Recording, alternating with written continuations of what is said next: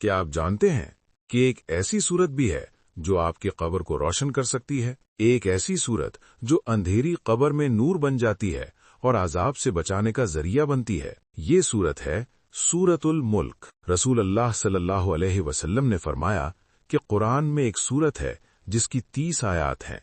वो अपने पढ़ने वाले की सिफारिश करती है यहाँ तक कि उसे बख्श दिया जाता है, और वो सूरत सूरतुल मुल्क है। सोचें, एक छोटी सी सूरत, सिर्फ 30 आयात, लेकिन इसका असर कब्र की जिंदगी तक पहुंचता है। जब इंसान दुनिया से जाता है और कब्र में रखा जाता है तो वहां अंधेरा होता है, तन्हाई होती है, लेकिन अगर वो शख्स सूरतुल मुल्क पढ़ने का आदी था तो यही सूरत उसके लिए नूर बन जाती है। अहादीस में आता है कि सूरतुल मुल्क कब्र में अपने पढ़ने वाले का दिफा करती है। जब अजाब आने लगता है तो ये सूरत कहती है कि ये शख्स मुझे पढ़ा करता था, इसे अजाब ना दो, और यूं ये सूरत इंसान को बचा लेती है। यही नहीं, ये सूरत क़यामत के दिन भी सिफारिश करेगी। सोचें, हम रोजाना कितनी चीजों के लिए वक्त निकालते हैं, मोबाइल, सोशल मीडिया, फजूल बातें, लेकिन क्या हम रोजाना सिर्फ 5 मिनट सूरतुल मुल्क के लिए नहीं निकाल सकते? ये सूरत सिर्फ चंद मिनट लेती है, लेकिन बदले में